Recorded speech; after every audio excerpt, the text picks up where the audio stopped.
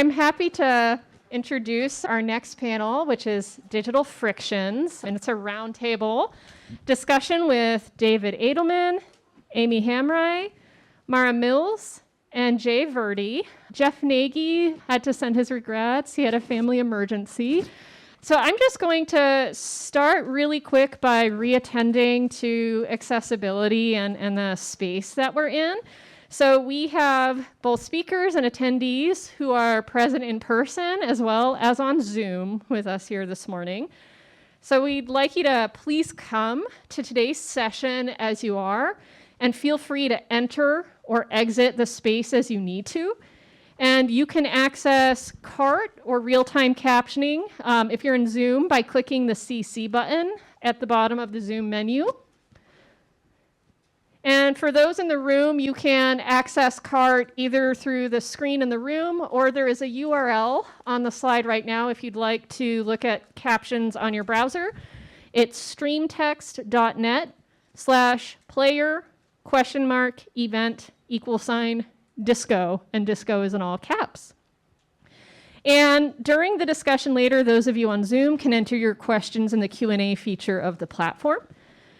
We also invite you to experience this event in whatever ways bring you most comfort, echoing Ellie's introduction at the start. Feel free to inhabit your space as you wish. If you're here in person, please feel free to stand or stretch or stim or move about the space.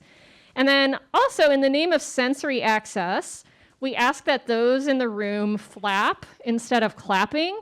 So that just involves raising your hand, twinkling your fingers, and maybe we can practice it for a moment. Awesome. And if anybody accidentally claps, that's totally okay. This is a no-shame zone. So I'm going to now give some very quick 2-sentence introductions to each of the folks on our panel. And I should note that we're structuring the panel as a discussion. So we have a series of questions, and then each person is going to respond, taking a couple of minutes to reflect on that question. And we'll go in alphabetical order, and I can remind people. So that would be David, Aimi, Mara, and Jay would be the order there. So to start, David Edelman, he, him, his, holds a PhD in arts, technology, and emerging communication from the University of Texas at Dallas, and is a postdoctoral research fellow in the Digital Accessible Futures Lab at the University of Michigan. His research interests center disability and crip studies, with a particular emphasis on disability media studies, digital disability cultures, disability film studies, and critical sexuality studies. Aimi Hamraie, they, them, is Associate Professor of Medicine, Health, and Society and American Studies at Vanderbilt University and Director of the Critical Design Lab. They are author of Building Access, Universal Design, and the Politics of Disability, a public member of the U.S. Access Board, and a United States Artist Fellow in Media. Mara Mills is Associate Professor of Media, Culture, and Communication at New York University and co-founding director of the NYU Center for Disability Studies. She is recently co-editor of Crip Authorship, Disability as Method from NYU 2023, a special issue of Osiris on disability and the history of science, and the forthcoming How to Be Disabled in a Pandemic.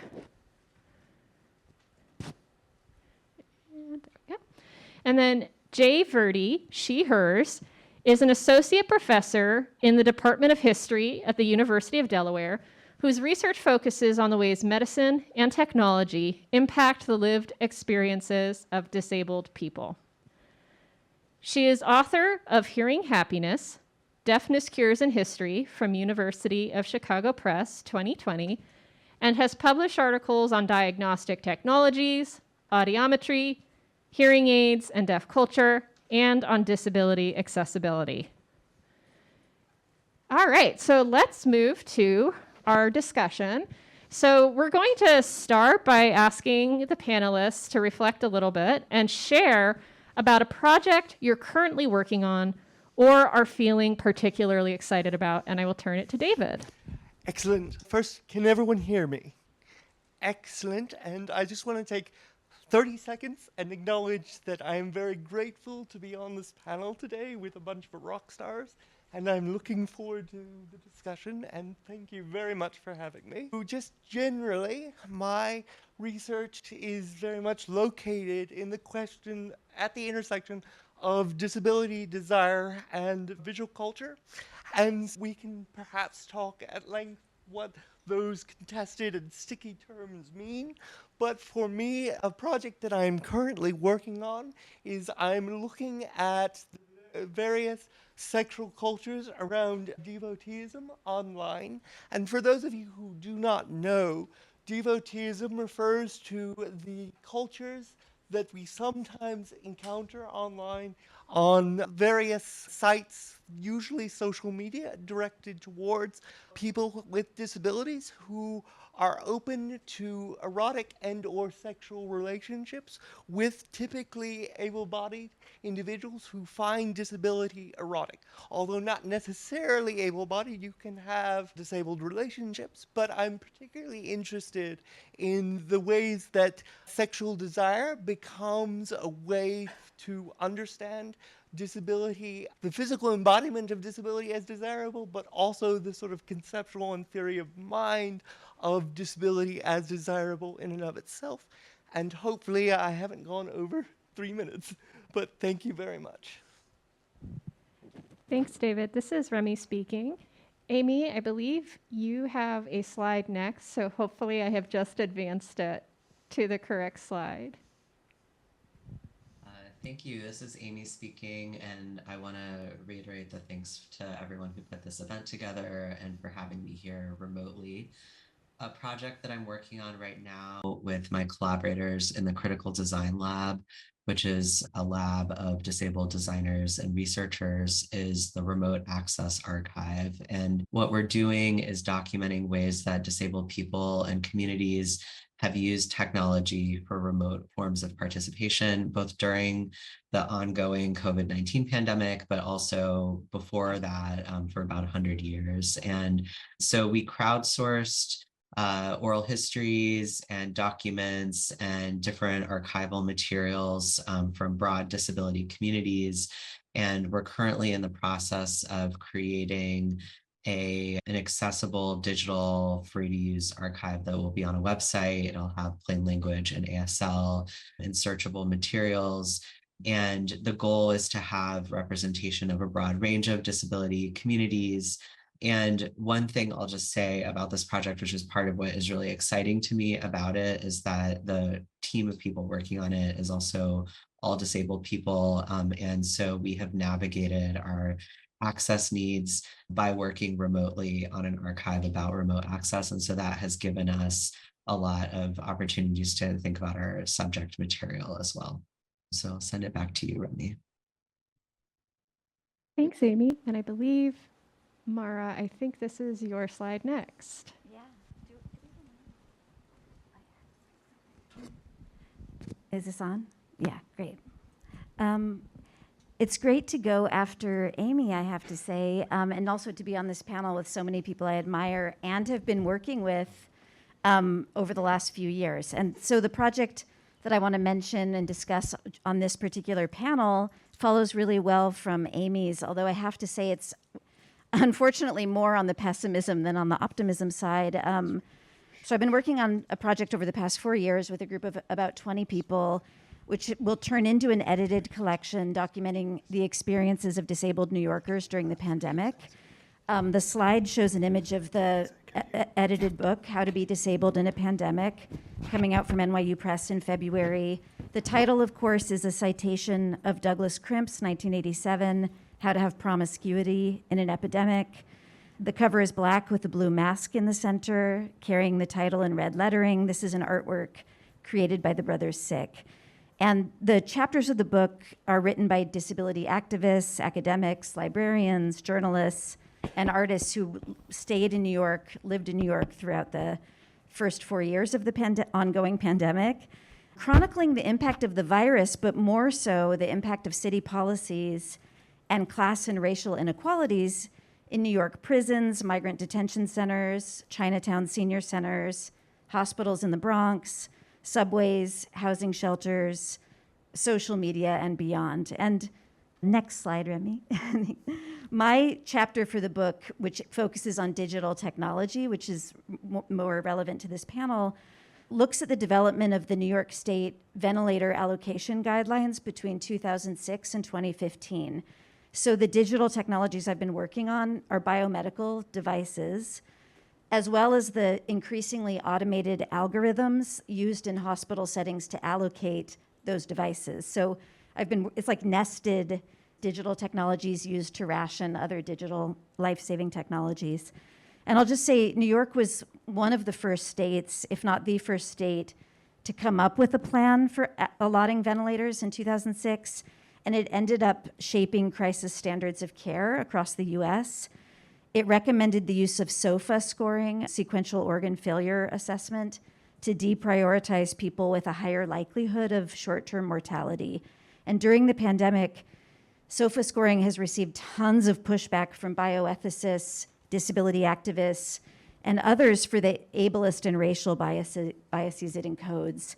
So I've been doing interviews and working in the DOH archives to try to understand the making of those guidelines and how they disseminated and became entrenched, and whether there might be disability justice versions of technology rationing, or in a more positive way, allocation. And I'll just say this is a slide of activist Stacey Park Milburn presenting at the California Care Rationing Coalition on May 6, 2020. She was a Korean-American queer disability activist. She's lying on her side in bed in the photo, and her ventilator is visible, as is a handwritten sign that says equitable healthcare for all.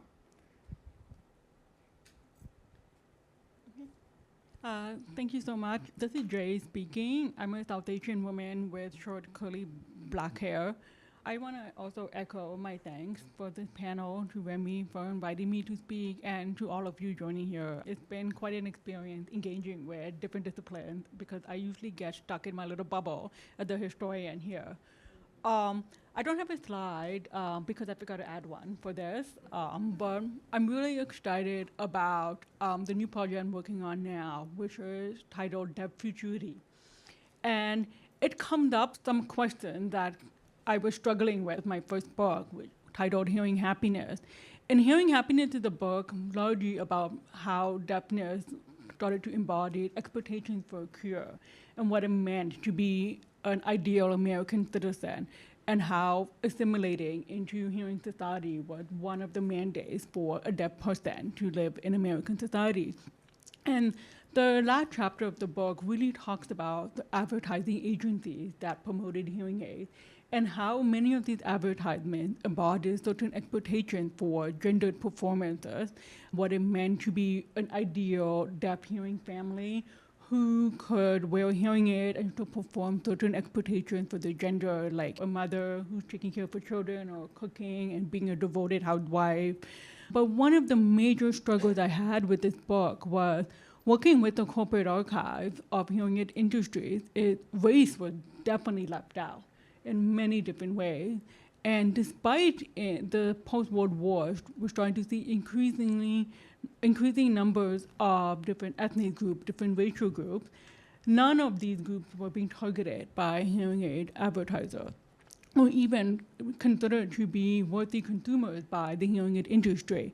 This is not to say, however, that these people were not wearing hearing aids. Of course they were. They were still buying it, but they weren't being recorded, and they certainly weren't being reflected in the corporate advertisement and in the corporate archive. So these questions led me to wonder, how were deaf people incorporating ideas about race and identity in their hearing aid devices? And this project comes out of that. And now I'm thinking in terms of what Stephanie said in the first panel about dangling the carrot, and we're really thinking about future and now and what that means. And that's such an interesting way for me to also work through some of the ways in which deaf users of hearing aids, as well as deaf innovators, were incorporating design into their new ideas about what it meant to be in the future but live in the now. So I'll speak more about that because it's more related to the next question. Awesome. And this is Remy speaking again. And so we're moving on to another question. And so we'll start with David again. And the question is, how did you come to do work in disability studies and critical access studies? And how do questions concerning technology or the digital animate your work? Excellent. I've switched mics, so can people still hear me? Excellent. There is a simple answer to this, and there is a more complex answer to this. So the simple answer is that I came to disability studies from a humanities background. My bachelor's is in English language and literature, and my master's is in media arts, and then I combined the two with the PhD. And so I have a lived experience as a person with a disability. And so part of me doing this kind of work is writing myself into the record, however narcissistic that may sound. I believe it is Derrida who says that all theory is autobiographical, and I certainly ascribe to that. But at the point, on the larger level, the things and the kinds of questions that animate my interest in technology are not necessarily high technological products, or rather, I think as many of us know from our research and work, that historically access to technology for people with disabilities is a very fraught and difficult thing. And so when I think about the technologies that I'm interested in, whether we're talking about catheters or leg bags or power wheelchairs or urinals, all things that I have written about, but all things that are ubiquitous technology, things that are taken to be commonsensical, things that we are not necessarily futuristic or stylish or wonderful, but nevertheless they are technological. And importantly, as I think we all will agree here, that it is incredibly important to imagine disabled people as designers of technology and of the everyday. And yes, I'm quoting people on this panel as well. And so it's a pinch me moment. But ultimately, the point here for me as a theorist and as a pedagogue and as someone who is disabled, I am very much invested in thinking about disability, culture, and technology together, because those things must be thought of together, because technology and culture cannot be separated, should not be separated, and it is only by looking at those things in conjunction, those concepts, those terrains, those registers, that we can begin to have complex and messy and sticky discussions that are nonetheless necessary for imagining a future that includes disabled people. Thank you. Awesome. Thanks, David. And this is Remy speaking again. Amy, I believe your slide is now showing.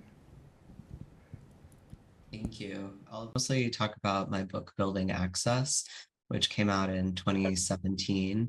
I'm showing the cover of the book here, which is a graphic from an architectural handbook that shows two wheelchair users as line drawings extending their arms into space.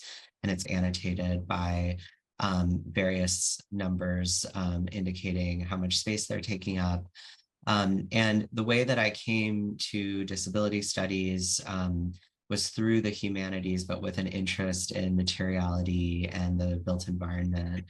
And I was studying the phenomenon of universal design and trying to understand some contradictions that were inherent to it. And one of those things was that in disability studies, we tend to talk about access as the opposite of biomedical models of disability, but in fact, access relies on biomedical knowledge about disability. And I was trying to reconcile these two things. And the framework that was really helpful for me in reconciling those things was critical access studies. And this is building on the work of people like Remy Yergo and Margaret Price and Jay Dolmage and Tanya Tichkowski. And the question that I was really asking in this book was that when we say we're designing for disabled users or all users, who really counts in those categories and how do designers know? And so the reason why this intersects with questions of the digital and technology, which are on a different scale than architecture in the built environment is that fundamentally the built world is produced through both knowing and making. And one of the arguments that I make in this book is that disabled people have engaged in oppositional and anti-assimilationist forms of knowing and making to make the built environment otherwise, to construct architecture and streets and technologies in ways that non-disabled designers and engineers do not tend to do. And so I coined the term crip technoscience in this book to describe activist modes of vernacular making and designing. And then I also talk about epistemic activism, which is the ways that knowledge production coheres around designing technology and built forms that may not manifest in it directly. And so this is things like the stuff that people do to do activist research or activist teaching as a way to transform their disciplines. And so this is also a prehistory of disability studies and a prehistory of STS. All right, I'll pass it back to you, Remy. Thanks. If you haven't read that book, that's such a fantastic book. My PhD is in history of science. I started that PhD in the early 2000s, not long after Catherine Ott, David Serlin, and Stephen Mim published an edited book called Artificial Parts, Practical Lives, which began waking the history of technology up. It was a very conservative field of history at that time. Two insights from disability history and literary disability studies that had already been around for a long time. I also grew up in a family with diagnoses that constellated around epilepsy and neurodivergence. And after the 2013 DSM revision, many of us suddenly had a new diagnosis of autism, myself included. Between my PhD, with its training in historical epistemology, and my changing diagnoses in my life, I've done a lot of work on the history of technologies that define disability, that make and remake disability. So I've written a lot on the history of standards, a lot on the history of testing protocols, and then several articles also on the history of assistive tech, usually more like electronic tech, algorithmic bias in the design of technologies like cochlear implants, also distributive justice and their availability around the world. A little shout out to Michelle Friedner, who was here 2 days ago. We just gave a talk at another conference here at Michigan on cochlear implants and bias in their availability, as well as their speech processing. So recently, in addition to the work on ventilator allocation protocols, I've been working on the history of the concept of impairment and its relation to which was unexpected to me, to the the birth of the computing industry. And asking myself, why has impairment been so good to compute with? I gave a talk at Michigan in December on this topic. Dan Book and I, who's a life insurance historian, have an article coming out next month on this. But impairment as a term in English was created by life insurance companies in the first 2 decades of the 20th century as a tool for predicting mortality and hence expenses, payouts for those companies. So it turns out that Herman Hollerith's punch card computing, his company, was essential to calculating population-based risks of death from certain impairments. And on the flip side, impairment was one of the very first proving grounds for punch card computing, along with the census. Impairment was big data. It's still big data. Dan and I do a bit of thinking in that article about the longstanding problem of imagining impairment to be digital. Why do we think of impairment as discrete, as codable, and tied to money or financialized? And so this slide has a reproduction of a 1912 Hollerith punch card with columns for impairments that was used by insurance companies to tally the death rates of clients and then correlate them to things like diabetes, epilepsy, and other factors. This is Jay speaking. Up on the slide is the idea of crip futurity, where I draw on to the work of people like Alison Kafer and British philosopher Stuart Murray to think about collective knowledge in which disability and diversity are central for shaping the future, and the idea of imagined possibilities and how any kind of technological innovation that we make requires including disabled perspective. These frameworks actually are so far removed from my training as a PhD student, where I came in first as a student of philosophy of science and then transferred over to being a historian of science, technology, and medicine. And I was really much looking at the history of ear surgery and all the kinds of medical diagnoses that frame that discipline. But quite frankly, it was reading about that history, like the works of Susan Birch and actually Mars especially, and the artificial parts particle live books that Mara just mentioned, that really helped me to think about how disabled perspectives are crucial for understanding the lived experiences of disability. And I confess this was something that I feel like I should have already been known because I'm a deaf person who wears hearing aids. But I spent so much of my life trying to pass a hearing that my experiences of deafness was very much muddled. But my history is essentially that by the time I was making the shift from wearing analog hearing aids to digital hearing aids, my entire auditory worldview shifted. And that opened up new ways for thinking about access, thinking about critical disability studies, and thinking about what it means to be a disabled person living in an ableist society. Reading about the work of scholars in critical disability studies also helped me to think about what it means to work with technology, both in a actual space and in virtual spaces. Next slide, please. And this also comes from my training as an historian of technology who works with material culture. As I said, the big question in hearing happiness was why was race or other different kinds of users not included in the advertising campaign for hearing aid products?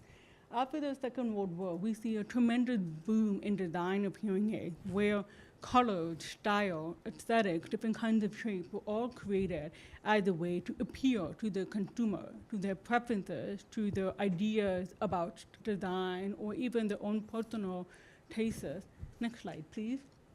But then when hearing aids shifted from being worn on the body to worn completely in the ear, we essentially have not just the miniaturization of the technology as Mara writes about, but also the standardization of design, where all hearing aids essentially shifted from being all these colorful aesthetic impulse to this, what they call the skin color, very specific skin color product, or as in 28 devices that embody this kind of futuristic, sleek industrial design.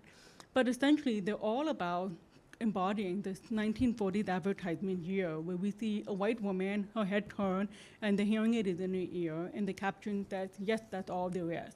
And that's the message that's been carried forward to the 21st century. Next slide, please. However, when I look online to see how deaf users are talking about the hearing aids, it's a completely different message.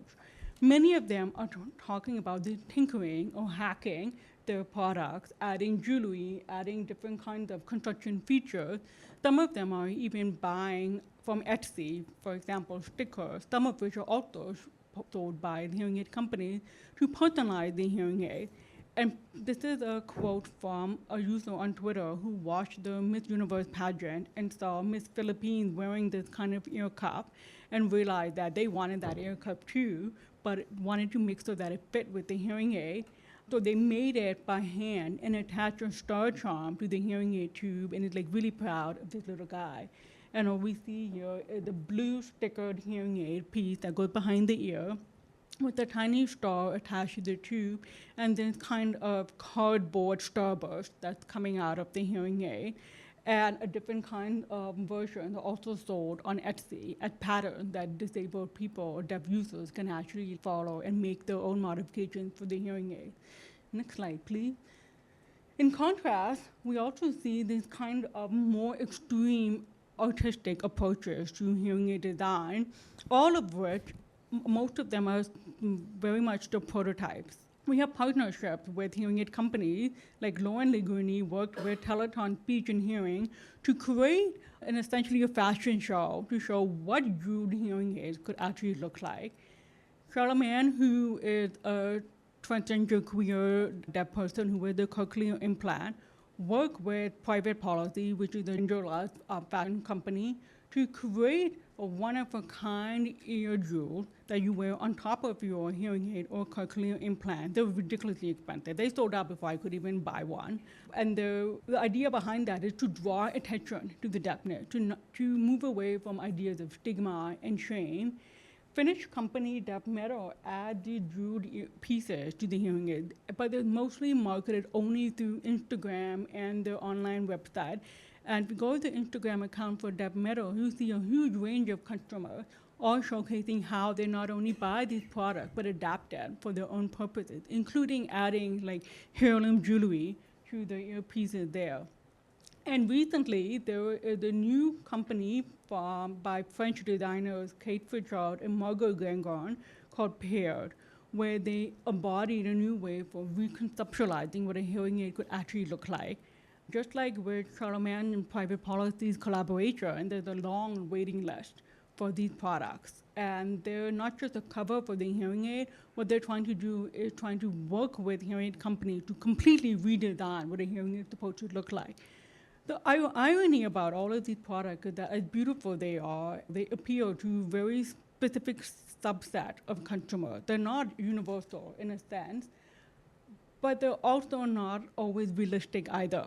So you cannot just go to a shop and buy this. They exist very much in a digital space where you have to know where they are in order to understand how you can get them, if you want them, that is. And I'm going to stop here for now. Thanks, Jay. And our next question is, what is friction, which is the title of this panel? How do you understand friction in relation to power, community, and identity? This is one of the questions that animate my research very much. The first panel spent a lot of time talking about the place of joy, and I would also expand that and say play and pleasure, right? And so much of my research for my dissertation, which I'm actively working on turning into a book project, is very much examining the rise of desirable disability online and that discourse in the past 10 to 20 years. And specifically, like historically, we understand the turn to desirable disability as a remediation and a resistant tactic to a biomedical frame of understanding disability as something that needs to be fixed or cured. And so there's been lots written about that, and a lot of people continue to write about that, and that is a very distinct turn, right? But at the same time, as we acknowledge that the turn to desire and pleasure and play can be a resistant tactic that is in opposition to something, the other secondary question that is emergent for me is thinking about where the place of joy is for this, which is to say there is a difference between pleasure as a resistant tactic and pleasure for pleasure's sake. And thinking about Adrienne Maree Brown and pleasure activism, and thinking about the ways in which people, and specifically disabled people, create livable worlds of knowledge and practice and play in thinking about this. And the reality and the friction for me comes from the fact that these two concepts are always already in relation, right? But the question of which register comes to the fore shifts across contexts and across communities. So pleasure and practice on Twitter, for example, is going to look very different from pleasure and practice on a listserv that is designed for medical diagnostic discourse and things of that nature. But all of these registers are always already happening at the same time, and by attending to those registers, we can begin to not necessarily disentangle, but to understand the ideologies that undergird these formations and these concepts. Because the reality is that we are always responding to the larger ideological messages about disability. And those responses are what motivate me to think and to work with. Thanks, David. And this is Remy speaking. Amy, I think we've got your slide up next. So I think of friction as both material texture and as a material metaphor. And I have a sort of textural synesthesia, so I tend to use the concept of texture a lot in my writing to talk about politics. And in disability studies and in our like US context more generally, there's a sort of textural association of rights with smoothness and belonging. And there's this idea that if you put a ramp on a building, then someone will easily be able to transition from point A to point B and get into the building. And that's the end of the story. And the technology of the urban environment that's often used as a metaphor to describe this idea is the curb cut, which is a type of ramp that goes from a sidewalk to a street. And on this slide, I'm showing 3 images. The first one shows a wheelchair perched on the edge of a curb, not able to go into the street. The curb cut is often used as a material metaphor for universal design and that smooth idea of inclusion that I was talking about. And there are concepts that are imported into other fields, like in technology, there's the digital curb cut, and the curb cut in general is used as a metaphor for the idea that if something is made for disabled people, it makes everything more accessible for everyone, disabled or non-disabled.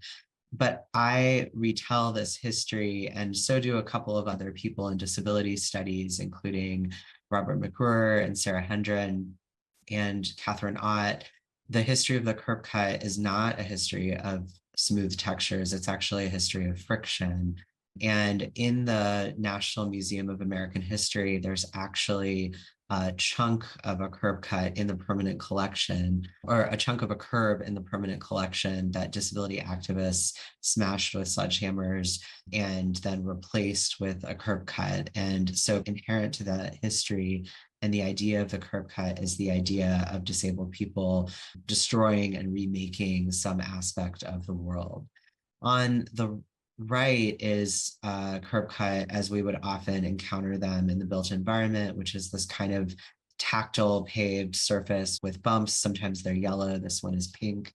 And this is also a technology that is born from histories of friction, because when wheelchair and power chair users first started to introduce curb cuts in Berkeley in the 1970s, it actually created access barriers for blind people because there wasn't a way to know when someone was about to walk out into the street. So it was a safety issue. And this could have been like an incompatible, incommensurable access need issue, but the 2 disability groups worked together in the context of the Center for Independent Living, and they designed what is now called tactile paving, which is actually a friction surface that not only signals the change in elevation, but actually is helpful for getting up the curb. And so I use this to talk about how friction is actually like a feature of disability politics, and that the curb cut itself is better understood as a technology of friction rather than of smooth belonging, because it tells us something about cross-disability solidarity as part of our history. And if we can go to the next slide, and this is just a photo of the protesters smashing that sidewalk. So there's a group of wheelchair users gathered, they have sledgehammers, they're breaking up the concrete. And to me, this is one of the frictioned textures of crip anti-assimilationist politics. And one person is holding a sign that says, "We demand curb cuts." So that's it. Yeah, and friction, I would say, is probably the mildest way to describe the debates that I've been researching in my project on ventilators as scarce digital technologies. What does it mean to have a scarcity of something digital or computerized? Who lives? These debates have been like really intense. So the New York state guidelines that then influenced many other states, they actually protected the ventilators of existing chronic users, which was misunderstood in some of the popular press.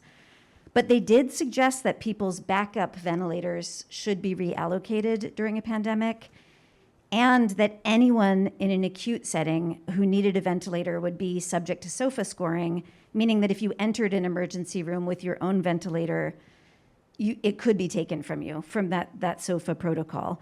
So there was an immediate sense among disability activists that this was ableist. But doing research on this topic, yes, it was ableist, but there's ableism and racial ableism in ventilator allocation that's like much more insidious and pervasive than I thought at first. Many people thought, look, let's just create lots more ventilators, stockpile them, and that will solve the problem. Unfortunately, that isn't possible. Ventilators aren't just devices, they're these elaborate socio-technical systems. Oxygen itself is a scarce resource, and the oxygen supply chain is not instantaneous. You can't just have tons of ventilators. The tubing degrades over time, so it can't be stockpiled. But most importantly, ventilators they require a lot of maintenance and nurse and healthcare labor. And it's really the labor issue, the digital labor of the healthcare workers that is the scarce resource. And essentially, wealth disparities, often linked in a particular region to zip code and race, means that there's an enormous amount of inequality between individual hospitals on all of these counts: labor, oxygen, and hardware.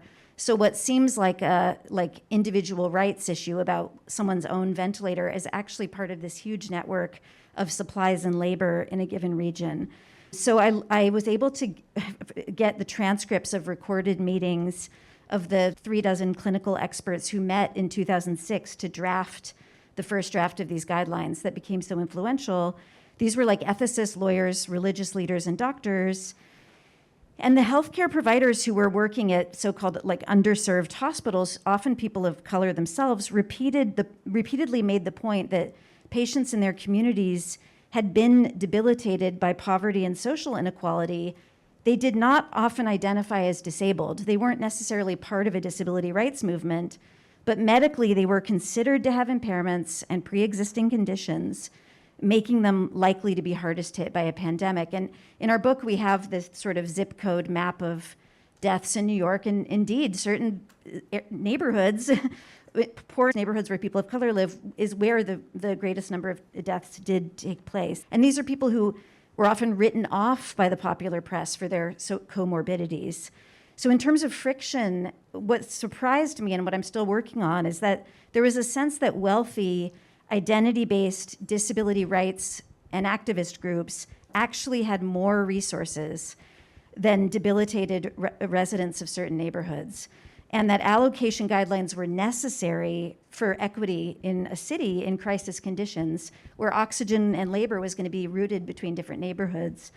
So on this slide, I just pasted a few comments from the debates that were in this 2006 transcript. I'll just read one of them, which is this one doctor in the Bronx was saying, look, community participation doesn't always increase justice because some people are much more organized. Specific disease group advocates are in fact extremely well organized, much more so than the vulnerable poor. I hate the word vulnerable, but let me just, that's what he said. So that's just to flag the fairness of that. And intense friction, intense debates among people making these guidelines, which seem like unanimous, that there was like a consensus on the guidelines, but in fact there was a ton of friction in making them, and a lot of friction about who's disabled. What does it mean to be disabled, and who gets a ventilator? I think of friction in this example of the history of closed captioning, in where you have a community-based protest to meet the needs of a specific user group. In this case, the history of captioning, especially as we see it on television now, closed captioning emerged in television when the deaf community, largely in New York, started protesting CBC and ABC to include mandatory captioning for all of their television programs, not just the LET program. And this history is a history of protests, of the need to adapt for the needs of deaf people. But what's interesting, I think, in this emergence of friction is that, as Amy mentioned, it's not necessarily this idea of this, where we can see in the history of captioning, in that people protested, the television executive accepted the claim, and then we see captioning everywhere. That's not what happened. The challenge of captioning, especially accurate captioning, is still something that is ongoing, including the need to have access to that captioning and the cost of the use. If you remember early on the COVID pandemic, when we all shifted to Zoom, and there was this huge delay in access for some time, in which require people to think about how we can create inclusive spaces online and what that would look like. Many members of the deaf community, for instance, were arguing for captioning, arguing for alt-text descriptions, as were members of the broader disability community.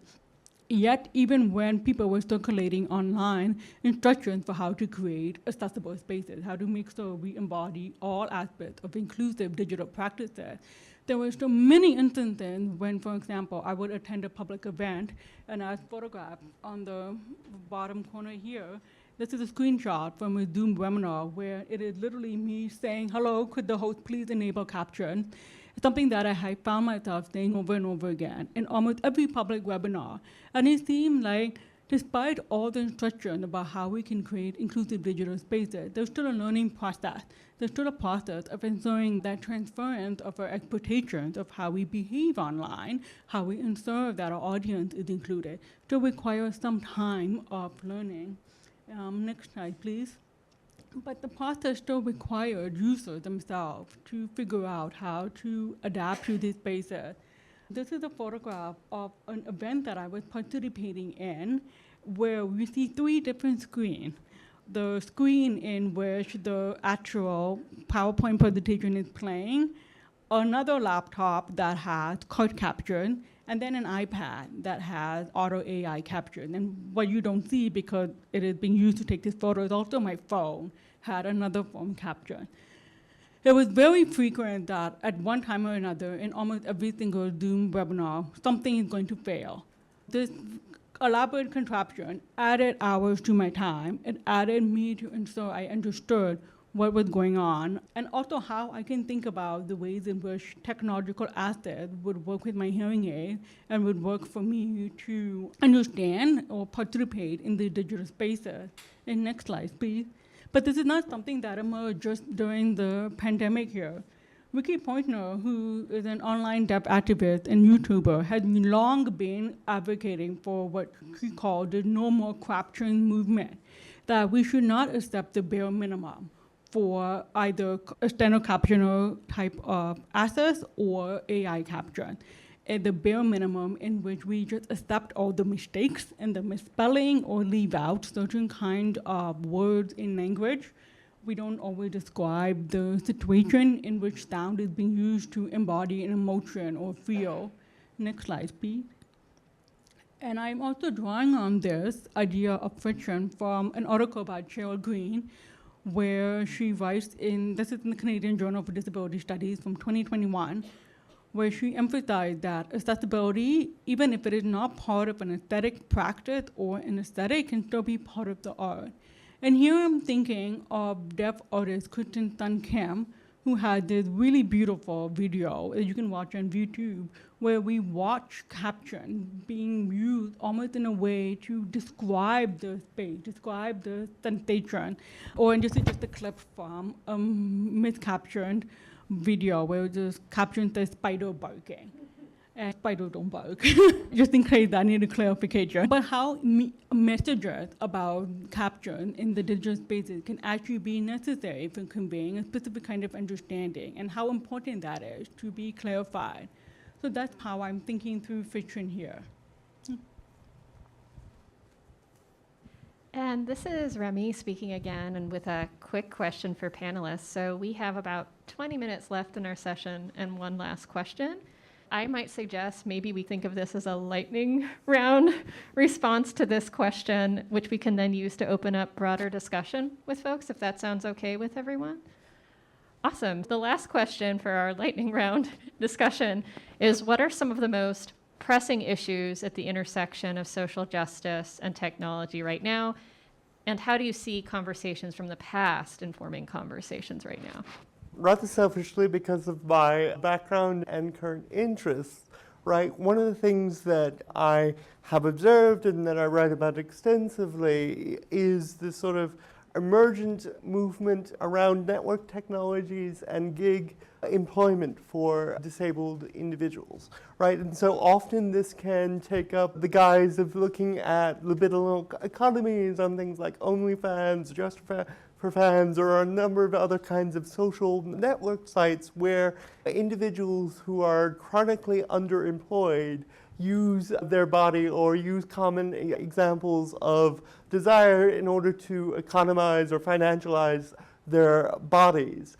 And although this is not the only form that this takes, often we also see this in online zines and craft cultures around disability. The idea that in order to maintain access to healthcare and support, disabled people cannot receive more than a certain amount of state-mandated income. And so we often see the strategic use of substandard or sporadic employment that allows them to contribute and be productive to society, but in such a way as to not jeopardize access to healthcare, because again, and this is something that I will continually harp on, Medicaid is the only insurance in the United States, at least we're talking about a US context, that provides ongoing in-home healthcare. And lots of people don't realize that because of the income limits that are stipulated by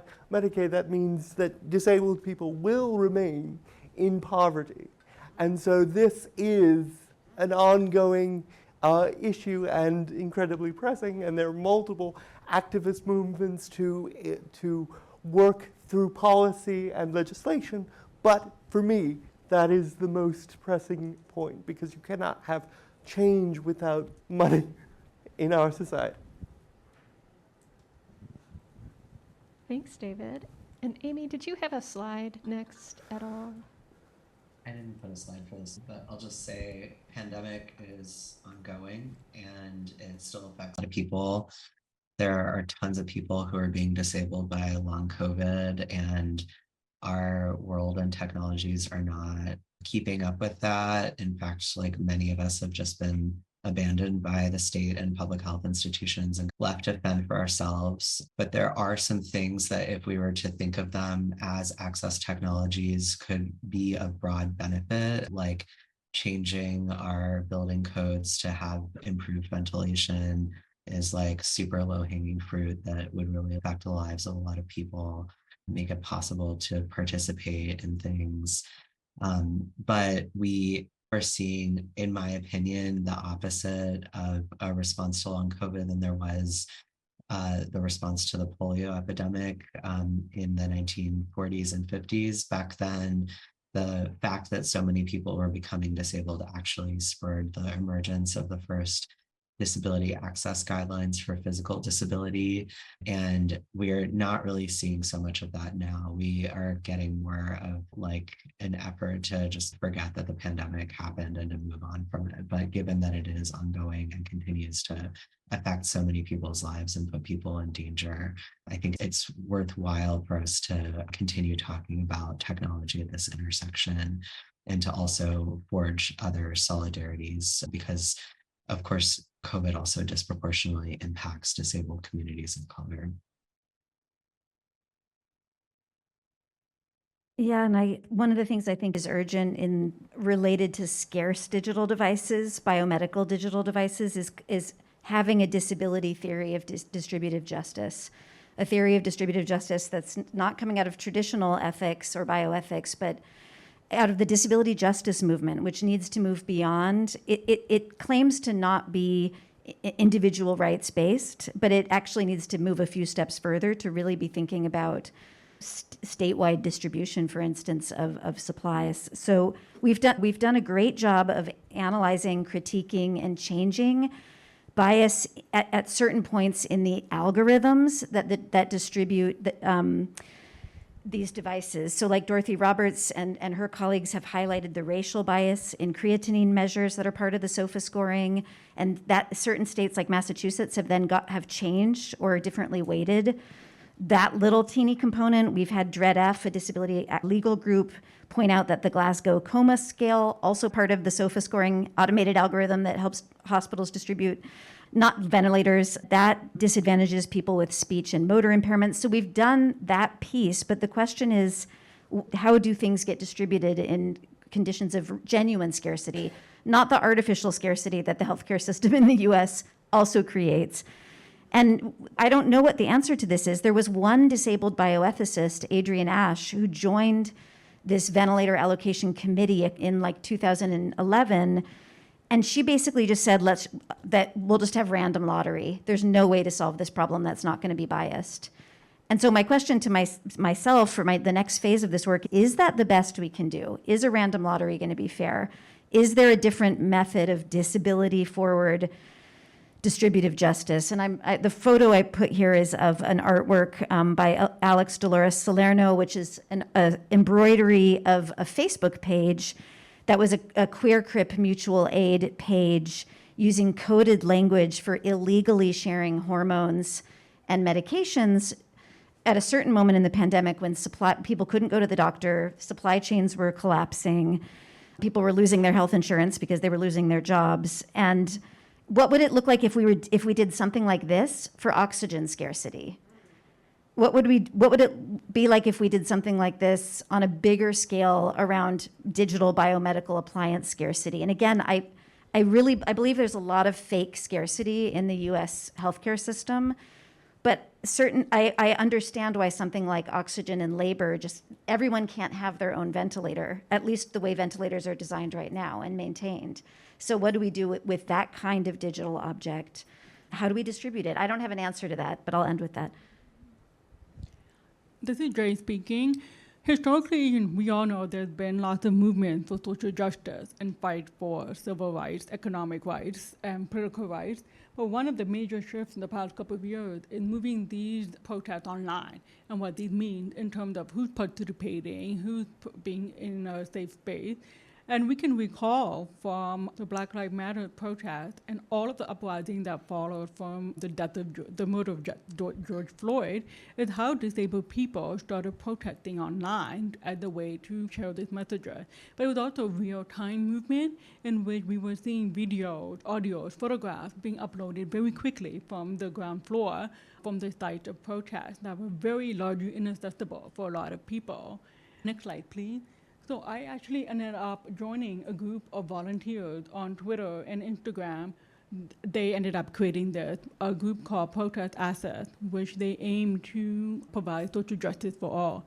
This is largely a volunteer initiative of people who are working to transcribe videos, provide captioning, or provide transcripts, to provide alt text for video, to provide other forms of assets as people request them, to think about how digital spaces and the idea of protesting in real time can be made accessible. Protest Access has wavered over the past few years because, again, this is largely a volunteer process, and it is very much a time-consuming thing.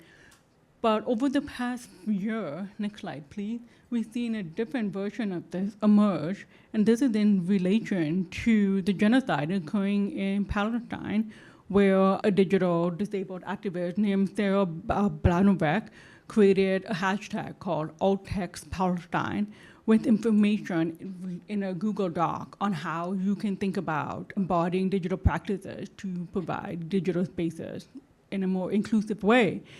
And this is on the bottom corner there is just a snapshot from the Google Doc toolkit where they're outlining the different kinds of content that you can participate with this hashtag, including images from Gaza and the West Bank, screenshots of news articles about Palestine and Israel, images from protests, art about Palestine, statements, calls to actions, etc., and how we can all participate. Again, this is very much a volunteer effort where readers, participants are providing their own interpretation.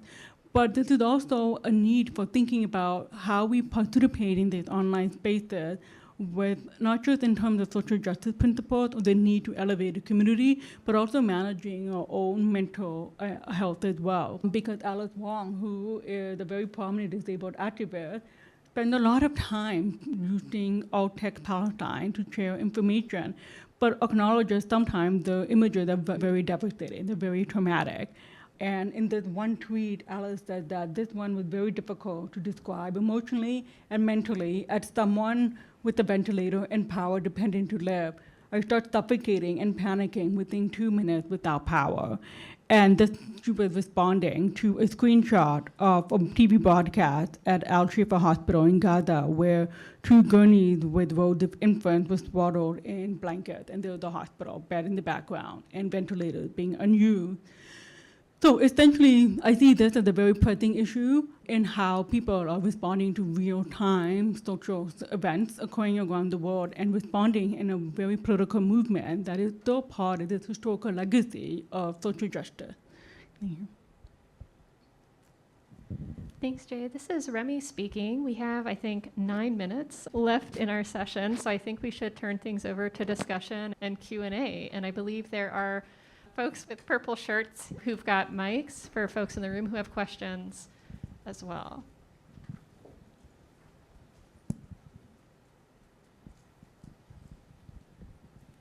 Hey, this is Lydia XC Brown. Hi, friends. Sorry, I'm like all the way in the back, being super weird. My question is, I've been thinking a lot about access frictions and access conflicts, and in particular, the kinds of access conflicts that show up in sustained movement work and in work that bridges beyond the academy. So in particular, I'm thinking about access frictions around like our labor, how we engage with one another, access frictions around shared digital or physical space, and access frictions around trauma. And I'm wondering if any of you would be willing to speak more about this. That was super vague, and I need more coffee.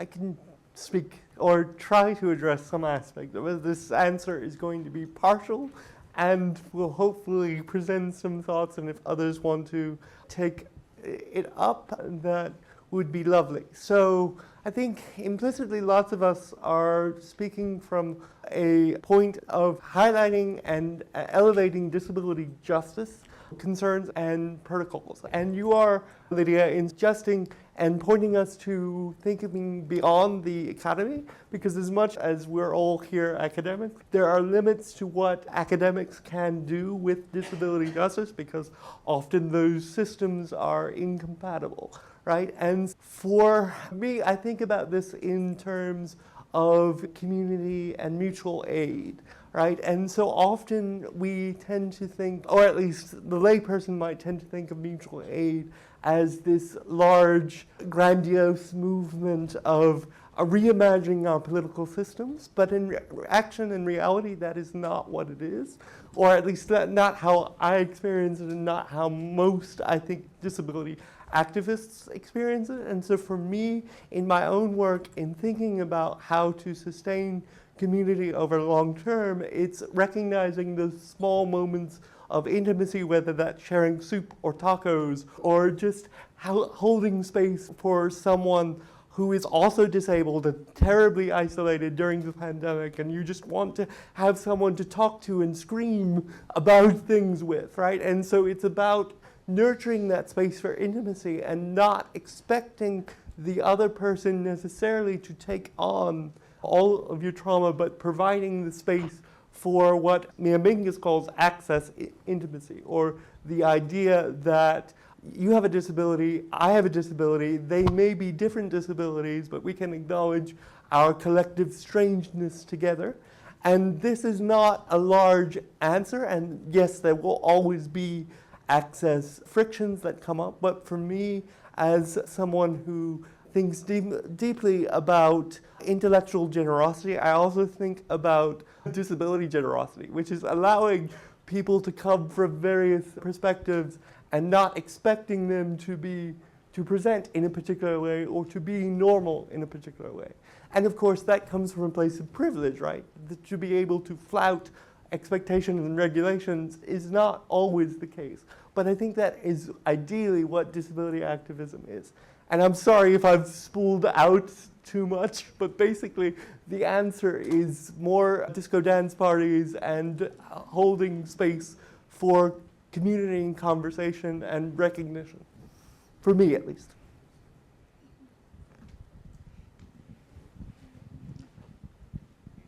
This is Amy. I can say a little bit about this. Friction, of course, is not exclusive to access conflicts. Struggle is part of organizing.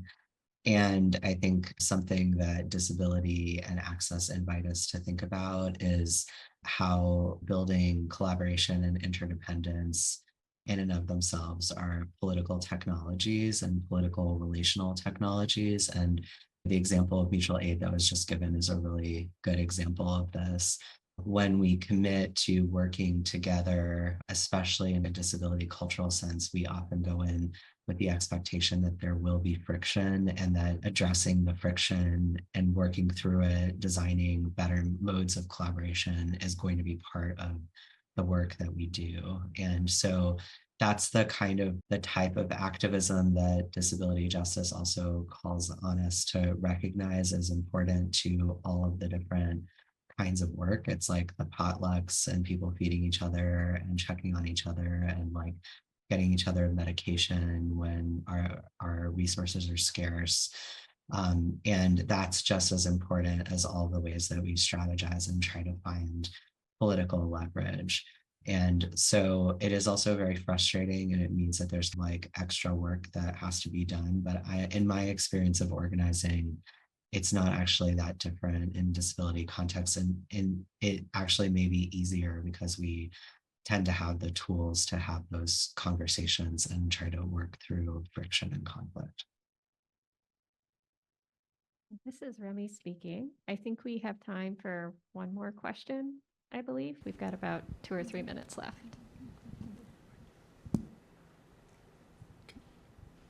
I guess I'll go. Do you have a question? I'm sorry. No, please go ahead.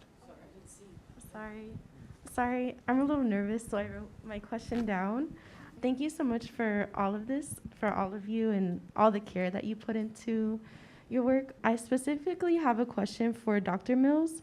I'm really interested in learning more about how you're looking into the intersection of race and disability when you mention looking at different zip codes and brought up how predominantly Black communities in New York are already exposed to lower quality of air and systematic issues accessing healthcare. I'm interested in, sorry if you already went over this, but if you're looking at environmental racism and systematic racism within infrastructure with the power grid itself and electricity. For some context, so I'm originally from Puerto Rico, and with your project, I was thinking of how access to ventilators in the archipelago was portrayed by news outlets and health organizations, which I put in quotations, as an individual issue as opposed to a systematic racial ableist issue. The overarching health messaging was if you need a ventilator, you just need to use a power generator, which is harmful for a variety of ways. Because there was no electricity in hospitals, the power grid was out during and after Hurricanes Irma, Maria, and Fiona, and there are constant apagones or power outages that are regular. So I'm really interested in how you're looking at the infrastructure of the power grid itself with the zip codes within New York City, and for some additional context within Puerto Rico, it's across the archipelago, but then in particularly Black neighborhoods like Loíza, these are never considered municipios or pueblos with emergencies when there are emergencies like COVID-19, the COVID-19 pandemic. So I'm just interested in learning more of that intersection you brought up and access to ventilators. You should write that article. Everything you just said. Yeah, ventilators are not just an object. They're a socio-technical system, and absolutely. If you start with under-resourced hospitals or area, there's both what happens to people over long periods of time. I'm using the phrase debilitation from Jasbir Puar and others, but also there's the question of a hospital that starts out having less access to electricity, less access to the oxygen supplies, and fewer ventilators. If you have an immediate crisis, things are not going to suddenly magically be reallocated from wealthy areas to areas that have less. And actually what happened in New York in the end, despite all of this publicity around these guidelines, the governor Cuomo, who had presidential aspirations, this was before all the other drama around him, he never invoked the guidelines. So they never got invoked. So the stories are yet to come out about whether there was actual rationing or not. There have been a few physicians at a few hospitals who've said, yeah, we did see this in March. But it doesn't, in a sense, it doesn't even matter because there were already hospitals that had less equipment and people who had to wait. If you have to wait in line for labor, for someone to intubate you in an emergency room that's understaffed and overcrowded, that effectively is a kind of rationing already. I'm basically just telling the story in New York, but I think you should write this article. I think it's really important. I just want to very briefly add that there's a broader history of this too, that's related to the history of technology. And I think you'll very much be interested in the work of Harvey Cartel and Corinne McGuire, both of who have written about the socio-technological enterprise of ventilators and like iron lungs more broadly. Well, we are at time, so I'm just going to encourage everyone to flap for our